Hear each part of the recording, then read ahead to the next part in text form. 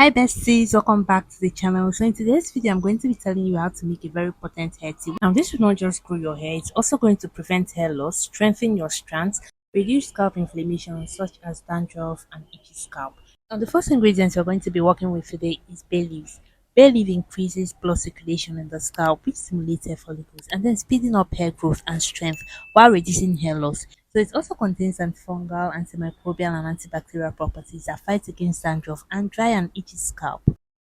Cinnamon is the next ingredient you're going to be working with. It is rich in procyanidin, which stimulates hair follicles and aids faster growth. It also helps tackle hair loss and balding. It also contains vitamins, proteins, and minerals and improves the overall health of the hair. It helps in treating chronic dandruff and hair lice as well. The fourth ingredient we need for today's hair tea is rosemary. Rosemary contains anti-inflammatory, antioxidant properties. It also contains vitamin B6, iron, calcium, which promotes blood circulation in the scalp, stimulating hair follicles, thereby improving the growth and strength of the hair. Rosemary also prevents dandruff and premature graying of the hair. Now you're going to have to count out about 6 to 8 pieces of your bay leaves, however you want it, whether dried or fresh, whichever one you were able to get hold of is okay. It can do the work. So 6 to 8 pieces of bay leaves is fine.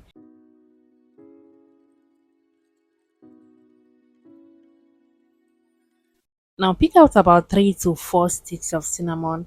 Now if you have the powdered one, the powdered cinnamon, you can also use that. So I also measured out about 1.5 tablespoon of rosemary. Now, if you have the fresh rosemary, it can also do the work. If you have the fresh one, you can also use that. But if you cannot get hold of the fresh one, then you can make use of the dried one. It's still the same thing. So in a pot, I added about 2 cups of water and then I poured in my ingredients and let it sit for about 10 to 15 minutes. Yes, you have to let this boil for 10 to 15 minutes, but on low heat. Please, emphasis on low heat. You don't want to overheat this. You don't want to overboil. Okay. Now, as you already know, the essence of this boiling or this heating is to get the ingredients to fully infuse into the water. Yeah, that is why you're boiling. Okay. And once your 10 to 15 minutes is over, you're going to notice a visible change in the color to a slight amber. Yeah. So once that is done, you're going to have to set it down from the fire and then let it cool. You can also choose to leave this for a couple more hours just to get it to fully infuse, to properly infuse. Okay. So you can just let this cool down and sit for a couple more hours before you proceed to the next step.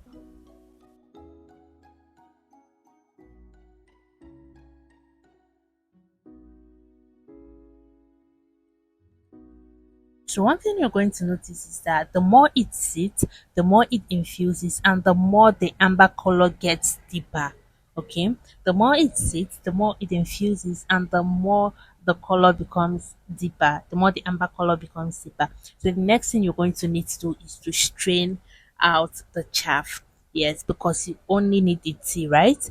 You only need the water. So you need to strain out the chaff, and yeah, you have it. Your tea is ready. Now, like I said earlier, this tea contains nourishing nutrients which promotes blood circulation in the scalp, stimulating hair follicles, thereby increasing hair growth. And that is not just that, it is going to strengthen the strands of your hair, reducing scalp inflammations like dandruff, scalp itchiness. It is also going to help prevent hair loss and baldness by blocking DHT, which is a hormone that is responsible for hair loss. Now I'm going to proceed to add in my essential oil. Now this is totally optional. You can choose to skip this. It is totally optional, okay? So I chose to add tea tree oil because it stimulates hair follicles in the scalp, and again it also helps to fight against dandruff and scalp itchiness. Okay, you can also improvise with peppermint oil. They're still going to be the same thing. Another thing is it's also going to help preserve this in case you don't have a refrigerator and you could not finish it at a go.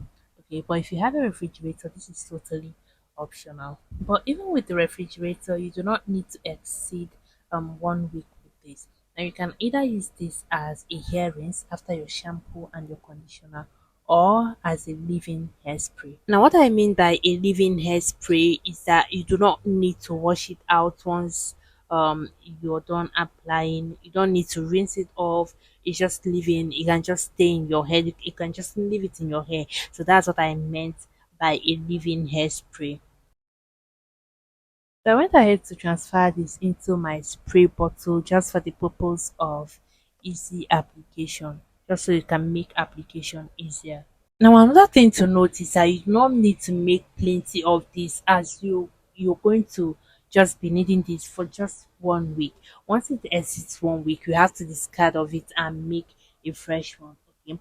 Another important thing is that you should already know by now that before you use anything that is going to drip down to your skin or to your face, you need to do a patch test to check for skin irritability, because ingredients like cinnamon are known to cause a little bit of skin irritation. So please endeavor to do a patch test and also get a towel or a cloth to cover any part of your body that is going to be exposed. Now, when it comes to application, you just need to spray it on your hair like generously and then massage it into your scalp. And again, you do not need to use this more than once in a day. It is not necessary to use it more than once in a day.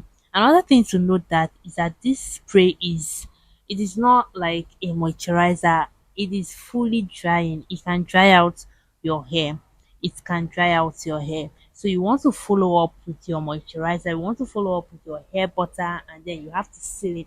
Like if you know how you normally moisturize your hair to keep your hair moisturized, you have to follow up. Don't just apply the spray and go about your day. It's going to dry out your hair. Okay, so just detangle your hair once you're done spraying, and then go in with your moisturizer. You can see how bouncy it made my hair.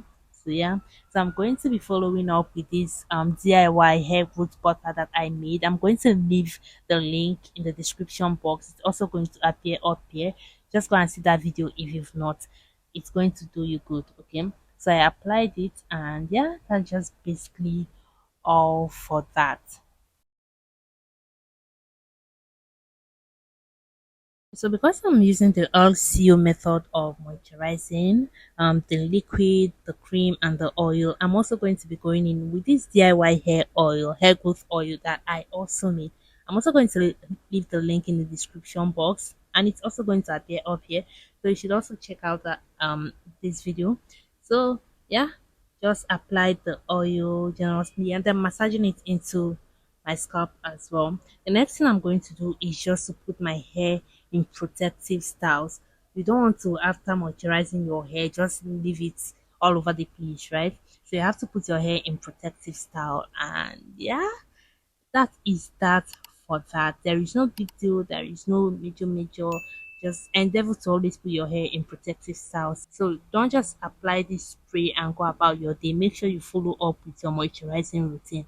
And yeah, this is where we draw the curtains for this video. Thank you so much guys for watching. Thank you so much for sticking around.